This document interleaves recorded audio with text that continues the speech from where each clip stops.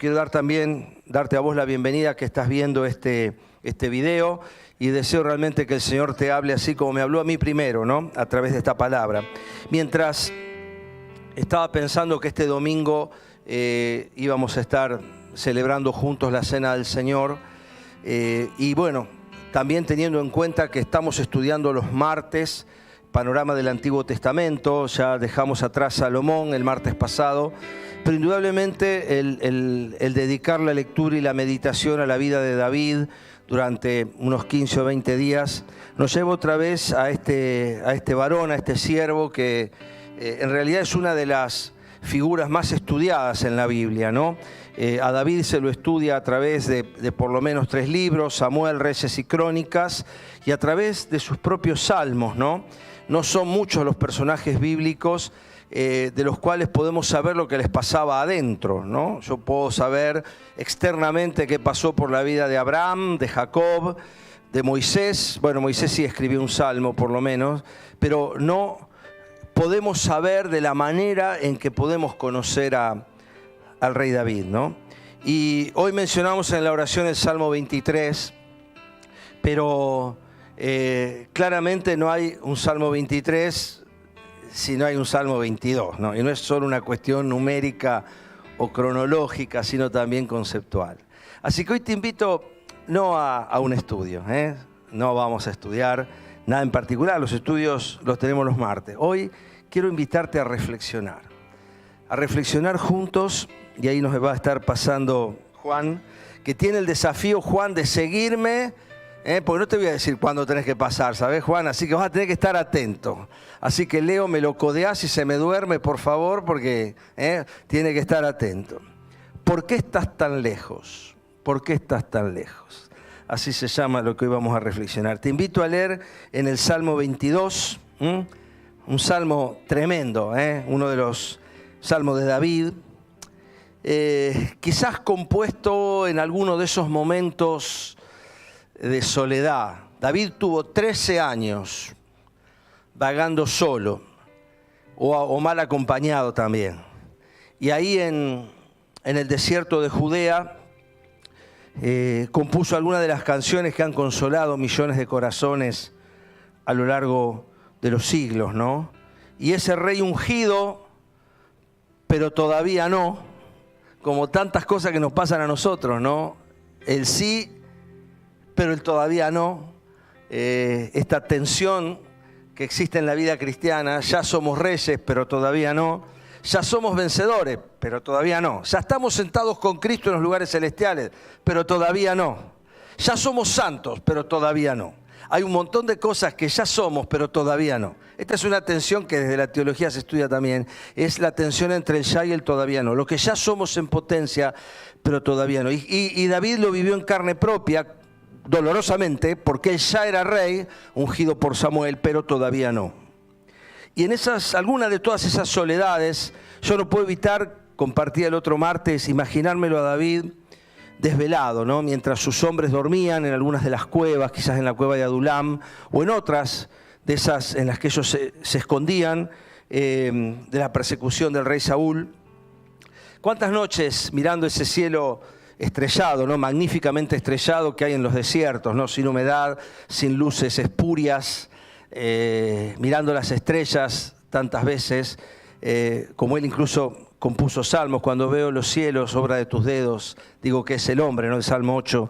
Pero él, imagino en esas soledades, él hablando con Dios, y tantas noches sin respuesta, ¿no? Tantos días, tantos meses, tantos años sin respuestas, ¿no? Y por eso el Salmo 22 te lo invito a vivir y a compartir juntos, porque quizás hay cosas ahí que reflejen lo que te pasa, que puedas identificarte en alguna necesidad que este hombre, este varón de Dios, el dulce cantor de Israel, como él se definiría a sí mismo en su última canción, escribió. Dice así el Salmo 22, lo voy a leer en la Reina Valera 60. Dios mío, ¿por qué me has desamparado? ¿Por qué estás tan lejos de mi salvación y de las palabras de mi clamor? Lo voy a leer todo el Salmo. Dios mío, clamo de día y no respondes, y de noche y no hay para mí reposo. Pero tú eres santo, tú que habitas entre las alabanzas de Israel. En ti esperaron nuestros padres, esperaron y tú los libraste, clamaron a ti y fueron librados, confiaron en ti y no fueron avergonzados. Mas yo soy gusano y no hombre, oprobio de los hombres, despreciado del pueblo. Todos los que me ven me escarnecen, estiran la boca, menean la cabeza, diciendo: se encomendó a Jehová, líbrele él, sálvele, puesto que en él se complacía. Pero tú eres el que me sacó del vientre, el que me hizo estar confiado desde que estaba a los pechos de mi madre. Sobre ti fue echado desde antes de nacer. Desde el vientre de mi madre, tú eres mi Dios. No te alejes de mí, porque la angustia está cerca, porque no hay quien ayude. Me han rodeado muchos toros, fuertes toros de Basán me han cercado. Abrieron sobre mí su boca como león rapaz y rugiente. He sido derramado como aguas, y todos mis huesos se descoyuntaron. Mi corazón fue como cera, derritiéndose en medio de mis entrañas. Como un tiesto se secó mi vigor, como un cuero seco, y mi lengua se pegó a mi paladar, y me has puesto en el polvo de la muerte, porque perros me han rodeado, me han cercado cuadrilla de malignos, horadaron mis manos y mis pies, contar puedo todos mis huesos, entre tanto ellos me miran y me observan. Repartieron entre sí mis vestidos, y sobre mi ropa echaron suertes. Mas tú, Jehová, pero tú, Jehová, no te alejes. Fortaleza mía, apresúrate a socorrerme. Libra de la espada mi alma, del poder del perro mi vida. Sálvame de la boca del león y líbrame de los cuernos de los búfalos. Anunciaré tu nombre a mis hermanos. En medio de la congregación te alabaré. Los que temen a Jehová, alábenle, glorifíquenle, descendencia toda de Israel, y témanle ustedes, descendencia toda de Jacob, porque no menospreció ni abominó la aflicción del afligido, ni de él escondió su rostro, sino que cuando clamó a él, le oyó. De ti será mi alabanza en la gran congregación. Mis votos pagaré delante de los que te temen. Comerán los humildes y serán saciados. Alabarán a Jehová los que le buscan. Vivirá vuestro corazón para siempre. Se acordarán y se volverán a Dios todos los confines de la tierra, y todas las familias de las naciones adorarán delante de ti, porque de Jehová es el reino, y él regirá las naciones. Comerán y adorarán todos los poderosos de la tierra, se postrarán delante de él todos los que descienden al polvo, aun el que no puede conservar la vida a su propia alma. La posteridad le servirá. Esto será contado de Jehová hasta la postrera generación. Vendrán y anunciarán su justicia. Y aquí entramos vos y yo, a pueblo no nacido aún, anunciarán que él hizo esto. Uno de los salmos más tremendos, creo yo, que han sido escritos. Habrán visto los que tienen Biblias comentadas que hay un montón de citas abajo. Y lo traigo a colación a la Cena del Señor, porque este es un salmo que realiza una síntesis de lo que le pasaba a David en su corazón como antecesor del Hijo de David, del Señor Jesús, y anticipando también cosas que vos y yo podemos vivir.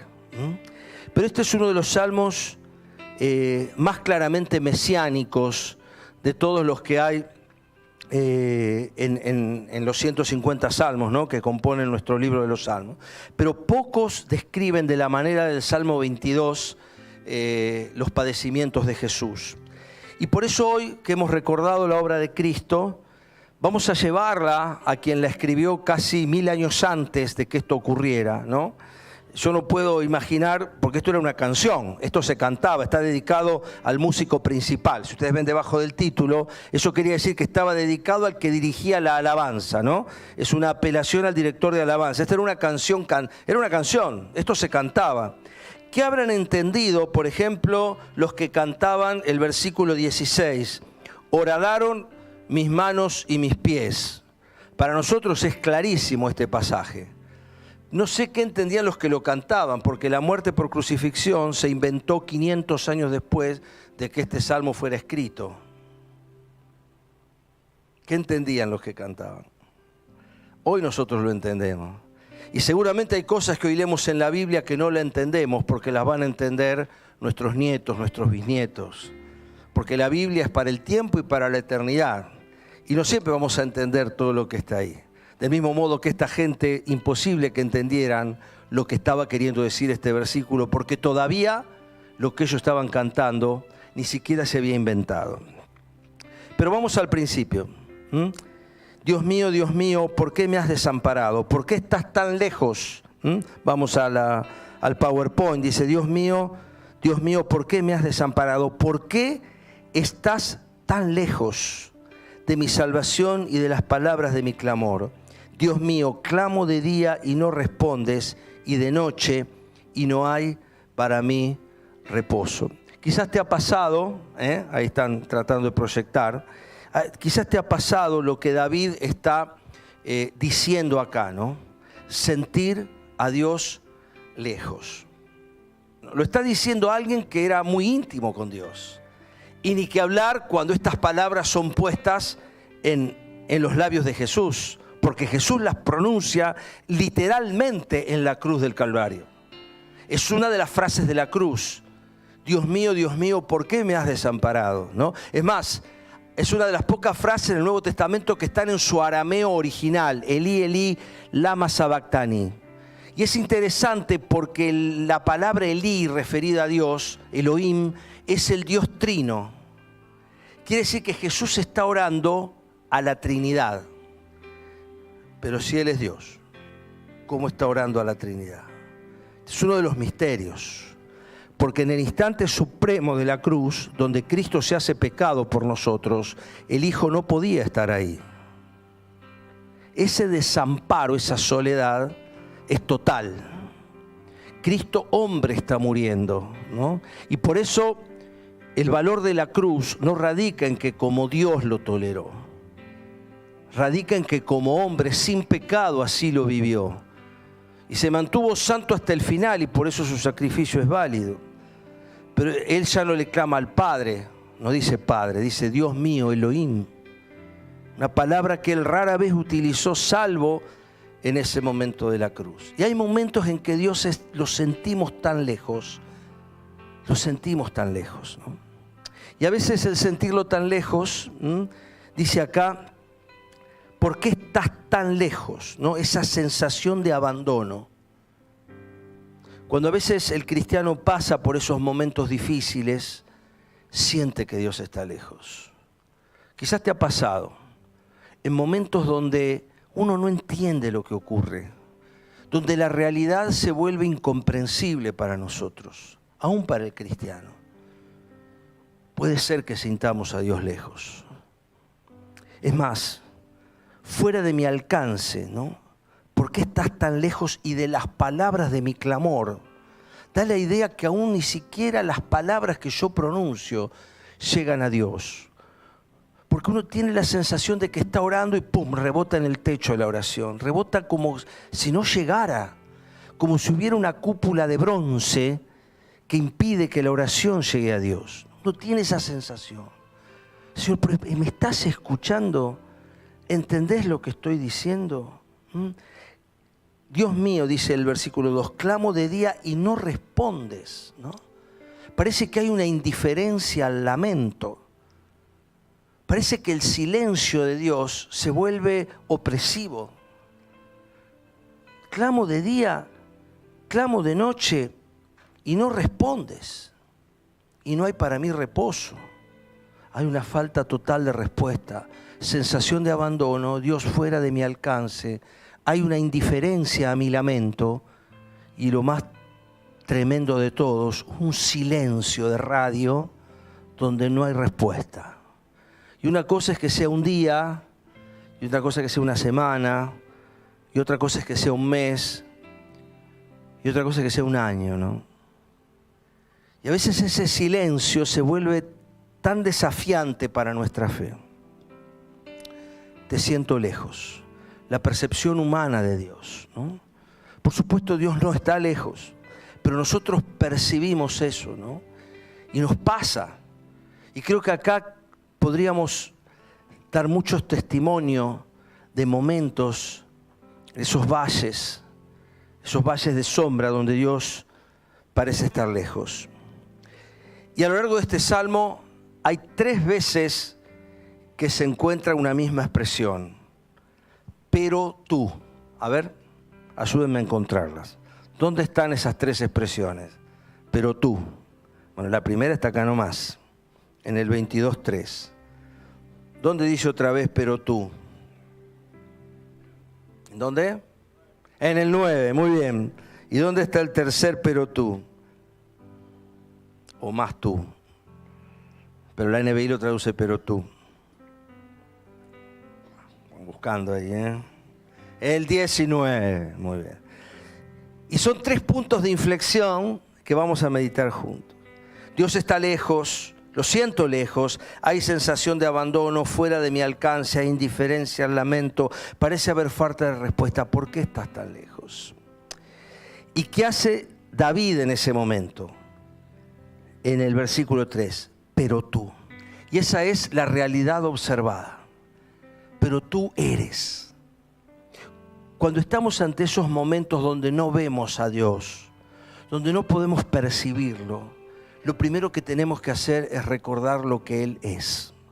Uno de los grandes errores que comete la humanidad y también los cristianos cometemos es describir a Dios a través de las circunstancias, ¿no? Por ejemplo, como hay tantos niños con hambre, Dios no existe. Yo he escuchado el argumento de los ateos, y uno de los argumentos de los ateos es, si Dios existiera, Dios no permitiría que mujeres mueran por violencia de género. Dios no permitiría que niños inocentes mueran de hambre. Dios no permitiría que las guerras maten indiscriminadamente a gente que no tiene nada que ver. Dios no permitiría que una epidemia, como vivimos con el COVID, mate a personas buenas y no discrimine entre buenos y malos. Eso es leer a Dios a través de las circunstancias. Si nosotros tratamos de leer a Dios a través de las circunstancias, vamos a encontrar a un Dios indiferente, a un Dios cruel, a un Dios injusto y sobre todo a un Dios impotente. Ese es el Dios que leemos a través de las circunstancias. Pero cuando nosotros leemos las circunstancias a través de Dios, es totalmente distinto. Porque yo digo, Dios es bueno. Por lo tanto, las cosas malas que pasan no pasan por Dios, porque Dios es bueno. Dios es misericordioso, por lo tanto la crueldad que hay en el mundo no depende de Dios, porque Dios es misericordioso. Nosotros partimos de la base de lo que Dios es. Por eso David dice, pero tú eres santo. Tú habitas entre las alabanzas de Israel. Qué bueno es cuando estamos en el valle de sombra recordar lo que Dios es. Y si repasás otros salmos de David, qué importante es en el valle de sombra recordar lo que Dios es. Porque no lo vamos a sentir probablemente. Probablemente nuestras oraciones parece que no atraviesan el techo. Pero qué bueno en ese momento es recordar lo que Dios es. Ya he citado otras veces una frase que una vez escuché de un pastor en un campamento hace muchos años, don Juan García, Carlos quizás se acuerda de él y alguno más también, pastor en Rosario, y dice que él estaba saliendo del lecho de la enfermedad en el hospital, una enfermedad que podría haberle llevado a la muerte, pero bueno, se había recuperado, ¿no? Y una hermana que lo va a visitar le dice, don Juan, Dios es fiel. Y Juan, ¿qué le dice? Y si yo me hubiera muerto en la operación, Dios seguiría siendo fiel. O sea, Dios no deja de ser fiel porque las circunstancias se vuelvan contrarias. Por eso es que cantamos de la fidelidad de Dios. Qué difícil es cuando el cielo está cerrado cantar de la fidelidad de Dios. Qué difícil es cuando lo rodean estas ligaduras que dice David, cantar de la fidelidad de Dios, cómo nos cuesta, cómo me cuesta, ¿no? Pero recordar lo que Dios es, la realidad observada, como dice ahí. Acudo a la realidad observada, lo que yo puedo ver, lo que yo puedo percibir en la palabra, ¿no? La realidad observada. Pero también dice acá, fíjate, versículo 4, en ti esperaron nuestros padres, esperaron y tú los libraste, clamaron a ti y fueron librados, confiaron en ti y no fueron avergonzados. Es la evidencia de la historia. En los momentos de oscuridad recordamos lo que Dios es, pero recordamos también lo que Dios hizo. Y si Dios lo hizo antes, lo puede volver a hacer ahora. Permanentemente la Biblia recuerda el Dios de Abraham, de Isaac y de Jacob. Porque mi Dios, le escribe Pablo a los filipenses, mi Dios suplirá todo lo que os falta. Porque cuando Pablo evoca a su Dios, él está evocando al Dios de su historia. Y es el Dios de tu historia. ¿Por qué si Dios fue fiel en tu vida antes, lo dejaría de ser ahora? ¿Por qué si Dios antes fue bueno con vos, lo dejaría de ser ahora? Nuestros padres esperaron y tú los libraste. Qué bueno es recordar la historia personal y la historia de otros. Qué bueno es saber que así como Dios obró con otros, obra también en nosotros, ¿no? Te siento lejos, pero tú, oh Dios, eres y tú hiciste. Lo que vos sos, Señor, y lo que vos has hecho, me pueden infundir confianza en los momentos donde te siento tan lejos. Pero la cosa sigue, ¿no? Hay otra situación que David describe. Mirá lo que dice el 4. Yo soy gusano, así se siente David y no hombre. Soy despreciado. Todos los que me ven me escarnecen, estiran la boca, menean la cabeza. Se encomendó a Jehová, líbrele él, sálvele, ya que en él se complacía, ¿no? Cuando el problema es el entorno, burla, desprecio, agresión o abandono. Quizás tus problemas no son internos, aunque también pueden serlo, pero a veces son externos. Hoy estamos acostumbrados a vivir en una sociedad profundamente hiriente. Parece que cada vez intentan hacer más leyes contra la discriminación, pero el mundo es cada vez más discriminador. Cada vez hay más burla, cada vez hay más desprecio, cada vez hay más agresión, cada vez hay más abandono. Y esto hace que las personas se sientan profundamente lastimadas. Hay una enorme cantidad de gente que elige vivir solo. Ustedes saben que en Argentina hay un 30 y pico % de hogares, digamos, monopersonales. Es decir, 1 de cada 3 hogares argentinos está habitado por una sola persona.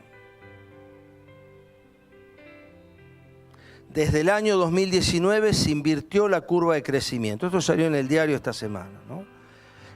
Hasta el año 2008 más o menos, o 2005, no me acuerdo bien, había 2.2 nacimientos por cada familia, ¿no? Desde entonces esto empezó a descender, y ahora estamos en un valle. Dentro de América Latina estamos dentro de los países más envejecidos del mundo, ¿no? Hay 1.2 hijos por cada familia. Está establecido un número que debajo de cierto número de tasa de crecimiento, el país inexorablemente envejece. Y Argentina ya no es un país de adultos jóvenes como era en el 2010, es un país de adultos mayores. Esto no solo va a complicar la jubilación de muchos dentro de 15 o 20 años, que es un tema complicado, porque ¿quién va a trabajar si no hay nene cuando yo me jubile? No lo sé. Pero empecemos a ahorrar para la jubilación. Pero porque ante este problema, que es un problema económico, si se quiere, está el problema conceptual. ¿Para qué voy a traer hijos al mundo? Y ni que hablar las familias que solo quieren tener un hijo o ninguno. Esta ya es la norma. Esto que desde hace 20 años se ve en Europa, en Estados Unidos, a fines del siglo del siglo XX, estamos hablando de hace casi 30 años atrás, ya había artículos que hablaban de las parejas dinks. Las parejas dinks eran, en inglés es don't income, no kids. O sea, si no hay ingresos, no hay nenes, ¿no? Y ya esto lo formulaban las sociedades evolucionadas hace 25 años atrás. Esto está llegando a todos lados porque el entorno es hostil. ¿Por qué voy a traer un niño al mundo para la burla, para el desprecio, para la agresión, para el abandono? Y acá viene de nuevo el análisis que David hace, el segundo pero tú. El primer pero tú es la realidad observada. ¿Qué ve David? Yo veo lo que dice tu palabra, yo veo lo que ocurrió en la historia, pero en este segundo pero tú, David ve la realidad personal en los versículos 9 y 10. Pero tú eres el que me sacó del vientre, el que me hizo estar confiado desde que estaba a los pechos de mi madre. Sobre ti fui echado antes de nacer, desde el vientre de mi madre, tú eres mi Dios. No te alejes de mí, porque la angustia está cerca. Tú eres mi Dios, tú eres el que me sacó del vientre, tú eres el que me hace estar confiado. Tú eres en quien fui echado. Tú eres mi Dios. Tú eres mi Dios, ¿no? Yo me acuerdo cuando nacieron mis hijas, ¿no? Cuando la traen de la salita donde le hacen las primeras curaciones y atenciones, la traen y se la ponen a mamá en la pancita, ¿no? Y me acordaba de esto, ¿no? El que me hizo estar confiado desde que estaba a los pechos de mi madre, sobre ti fui echado desde antes de nacer, desde el vientre de mi madre, tú eres mi Dios. Y no solo este es un poderosísimo alegato en contra del aborto, sino también es la confianza de que Dios está con nosotros antes de que nosotros tengamos conciencia de Él. Dios tuvo conciencia de nosotros antes que nosotros tengamos conciencia de Él. Por eso, qué bueno que Dios te invita acá. No lo está escribiendo un tipo que le va fantástico. Este no es el David del trono y de la victoria. Este es el David solo, el David abandonado, el David perseguido, el que está escribiendo estas palabras. Él se está acordando de un Dios de su historia personal, un Dios que lo rastreó, que lo cuidó desde antes que él fuera consciente. Y qué bueno nosotros poder ver en esta realidad personal de que no solo Dios me dio la vida, sino que desde aún antes de que yo pudiera nacer, Él me está cuidando. Y de nuevo, por ahí la realidad, la película que pasa delante de nuestros ojos es otra. Pero qué bueno poder evocar en estos momentos de que nunca estuvimos solos. David dice, ¿por qué estás tan lejos? Pero yo sé. Permanentemente en los salmos David hace esta suerte de diálogo consigo mismo. Él abre su corazón, no es un hipócrita. Él dice, estoy mal, te siento lejos, no me escuchás, no sé qué pasa, oro y no me oís. Pero a pesar de esto, sé lo que tú eres y sé lo que hiciste con nuestros padres. Y de nuevo, pero yo soy despreciado, me siento como un perro, soy un gusano, me menosprecian, pero aunque yo me siento un gusano, tú eres mi Dios desde antes que yo nazca. Independientemente de lo que yo pueda sentir, de cómo yo pueda autopercibir, para Dios soy valioso. David se sentía un gusano, yo soy un gusano. ¿Quieren algo más horrible y espantoso y que un gusano? Nos podemos sentir gusanos, nos podemos sentir basura, nos podemos sentir lo peor. Y hay gente que por agresión o por lo que sea, llega a esta autopercepción de una falta de valor tremenda. Y por eso la tasa de suicidios y por eso los cuadros depresivos. Pero Dios te dice, yo te cuidé cuando vos eras una célula microscópica, yo estaba ahí. Antes de que tu mamá te reconociera, yo te reconocí. Desde el vientre de mi madre, tú eres mi Dios. No solo dice, yo soy tu creación. Dice, tú eres mi Dios. Quiere decir que Dios valorizó la vida de David. Mientras él era una masa amorfa de gelatina, él ya era el Dios de David. Qué bueno que vos valorices esto. Que puedas pensar que tu autopercepción de vos misma, debe ser contrastada con el valor que Dios le pone a tu vida. Sos valiosa para Dios. Sos importante para Él. Pero yo soy un gusano. No, David, vos no sos un gusano. Vos sos escogido desde el vientre de tu madre. Dios tiene un propósito para tu vida. No te creó para dejarte abandonado. Desde el vientre de tu mamá, vos sos el escogido de Dios. Claramente, David sigue describiendo la realidad observada, la realidad personal, pero a veces hay situaciones en las que él se siente, como lo describe en los versículos siguientes, y lo leímos, ¿no? Se siente rodeado de animales que abren su boca como leones. He sido derramado como aguas, ¿no? ¿Qué expresión para... Acá ya entramos en una descripción mesiánica de la cruz. Como insisto, muy pocas hay en la Biblia, en el Antiguo Testamento. He sido derramado, ¿no?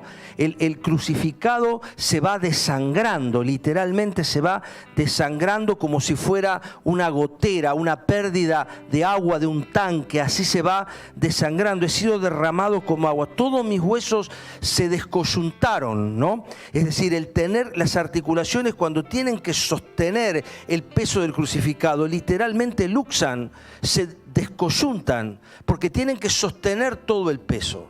Y hay luxaciones espontáneas en el cuerpo del crucificado. Mi corazón fue como cera derritiéndose en medio de mis entrañas, ¿no? Muy probablemente la muerte de Jesús, como la de todo crucificado, es en realidad por un shock hipovolémico, o sea, pierde sangre y eso hace que el corazón, que es una bomba, empiece a trabajar en falso y termina infartando, ¿no? O sea, realmente es por falla cardíaca que muere el crucificado, ¿no? Por eso dice, fue como cera derritiéndose en medio de mis entrañas. David claramente no tenía conocimientos ni de anatomía ni de medicina, pero está describiendo con un rigor casi científico lo que le ocurre en los momentos finales al crucificado. Como un tiesto se secó mi vigor y mi lengua se pegó a mi paladar. Es tan terrible la deshidratación que experimenta el crucificado. Por eso Jesús dijo, sed tengo, y le acercan la esponja con vinagre, porque la sed es intolerable. De hecho, la pérdida de líquido es finalmente lo que lleva a la muerte. Dice, y mi lengua se pegó a mi paladar y me has puesto en el polvo de la muerte, porque perros me han rodeado, me han cercado cuadrilla de malignos, ¿no? La gente mala que rodeó a Cristo, ¿no? Horadaron mis manos y mis pies, contar puedo todos mis huesos, ¿no? Porque quedan todos como visibilizados por la postura que toma el crucificado, ¿no? Entre tanto ellos me miran y me observan, y esto es lo que pasó en la cruz. Repartieron entre sí mis vestidos y sobre mi ropa echaron suertes. Versículos que citan literalmente los evangelistas, porque efectivamente así ocurrió, ¿no? Y estas son las situaciones límite. Hay veces que podemos llegar a situaciones límite, donde el otro día escuchaba a un pastor que me contaba de otro que está pasando por una situación compleja. ¿Y sabe qué le dijo este pastor a este otro que me lo está contando a mí? Este pastor le dijo, ahora empiezo a entender por qué hay personas que empiezan a sentir el deseo de quitarse la vida. Y uno dice, un pastor que piensa en quitarse la vida, hay pastores que se han quitado la vida. Porque ser pastor no te libra de estas cosas. David era un salmista y profeta, y puede ocurrir que la situación sea tan extrema que esos pensamientos empiecen a correr por nuestra mente. Y cada vez hay más de esto, ¿eh? Qué bueno que vos puedas interpretar si estas cosas te están pasando.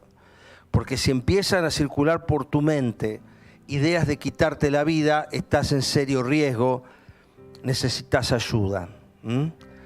La primera ayuda, por supuesto, va a venir de arriba, pero a veces necesitamos, porque estamos en la descripción del Salmo, ¿no?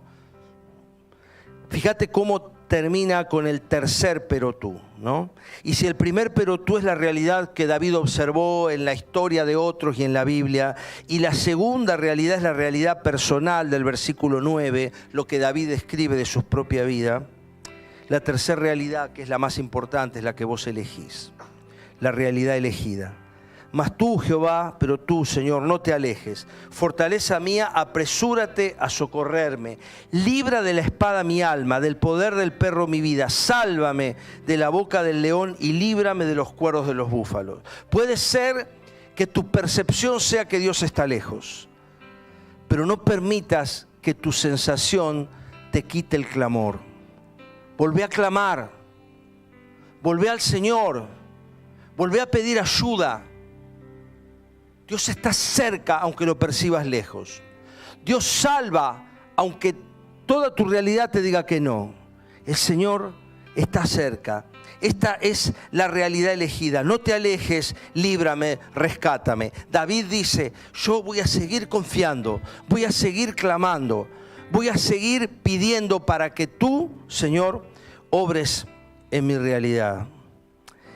Y ahí empieza la segunda mitad del Salmo, ¿no? Porque ahí se hace como un paréntesis silencioso. ¿Por qué? ¿Por qué este paréntesis silencioso, no? Porque en el 22 empieza otro salmo prácticamente. ¿Por qué es este paréntesis? Porque Dios siempre va a escuchar esta oración, excepto una sola vez. Y es la que hemos recordado aquí. Decía una antigua canción, Dios mismo te desamparó para ampararme a mí. La respuesta a la oración de Cristo en el cielo fue no. Porque en el no a Él estaba el sí a vos. No tuvo eco esa oración. Y aunque Jesús podía en el instante supremo de la cruz pedir 70 legiones de ángeles y hubieran venido a socorrerle, Él eligió no hacerlo para ampararte a vos. Dios desde el cielo cerró su oído a la oración de su Hijo para poder abrirlo a la oración de todos, sin excepción, los que confiando en el silencio de la cruz, y en que ese silencio fue por salvarte a vos, han llegado al Señor con un corazón sincero.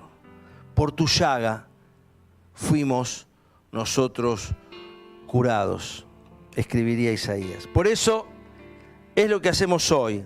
Versículo 22, anunciaré tu nombre a mis hermanos, en medio de la congregación te alabaré. Los que temen a Jehová, cántenle, glorifíquenle, descendencia toda de Jacob, témanle ustedes, descendencia toda de Israel. Porque, y acá está el resultado en la vida de David, no menospreció ni abominó la aflicción del afligido, ni de él escondió su rostro, sino que cuando clamó a él, le oyó. Agárrate de este pasaje. Acordate que todos los versículos y los pasajes anteriores tienen que ver con la percepción que nosotros tenemos de la realidad. Pero esto dice lo que Dios hace con tu vida y con la mía. No menosprecia ni abomina la aflicción del afligido, ni de él esconde su rostro, sino que cuando clamó a él, le oyó. Con Jesús no fue así, pero con nosotros sí. Porque Dios cerró los cielos ante la oración de su Hijo para llevar a nosotros, a todos nosotros, a la intimidad con Él. Dice el Salmo ya cerrando, se acordarán y se volverán a Dios todos los confines de la tierra y todas las familias de las naciones adorarán delante de ti, porque de Dios es el reino y Él regirá las naciones, ¿no? Se postrarán delante de Él todos los que descienden al polvo. Dice el 30, la posteridad le servirá. Esto será contado del Señor hasta la última generación. Vendrán y anunciarán su justicia. A pueblo no nacido aún anunciarán que Él hizo esto. Porque en la cena del Señor Jesús dijo, la muerte del Señor anunciáis, en realidad lo dijo Pablo, hasta que Él venga. Qué bueno que vos puedas anunciar esto. Dios te dice, no te lo guardes. Porque hay mucha gente que no tiene el final del Salmo. Que para él el Salmo termina en el 21, en el versículo 21. En un clamor sin respuesta. Pero vos tenés la respuesta. Yo tengo la respuesta. Y qué bueno pedirle al Señor que Él nos guíe hacia donde está la necesidad, hacia donde está el clamor. No te conformes con tener vos la respuesta en tu vida. Pensá en que hay otros que necesitan esa respuesta. Tal vez Dios pueda parecerte lejos en algún momento, pero como bien decía David acá, Él no está lejos. Quizás los cielos puedan parecer cerrados, pero no lo están. Quizás la oración de Dios pueda tardarse, pero no se tarda. En cambio, para los que no tienen lo que vos y yo tenemos, el Salmo termina ahí. Anunciaré tu nombre a mis hermanos. En medio de la congregación te alabaré. Anunciaré tu nombre. Qué bueno que después de haber recordado la obra de Cristo, vos pienses que todo esto tiene un sentido en tanto y en cuanto nosotros creemos que hay un propósito en todo lo que nos pasa. Hay un propósito en todo lo que nos pasa. Porque cuando uno lee el final de la historia de David, entiende por qué le pasó a David lo que le pasó. Y dice, claro, fue por esto. Porque Dios tiene un propósito. Y aunque parezca que el cielo se cierra y aunque parezca que hay una sombra que impide que pase tu oración, hay un propósito. Hay una respuesta. Hay una ayuda. Yo quiero animarte a cerrar tus ojos ahora y poder decirle, Señor, a veces no te siento cerca. Quizás lo que hoy hablamos te identifica. Y quieras decirle, Señor, yo a veces te siento tan lejos.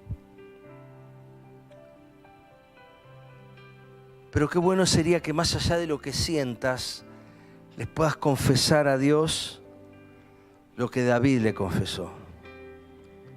Tú eres santo, tú eres bueno. Tú eres el Dios que está conmigo. Porque no menosprecia ni abomina la aflicción del afligido, ni de él esconde su rostro, sino que cuando clamó a él le oyó. De ti será mi alabanza en la gran congregación. De ti será mi alabanza. Yo voy a cantarte, Señor. Voy a alabarte. Voy a proclamar tu nombre.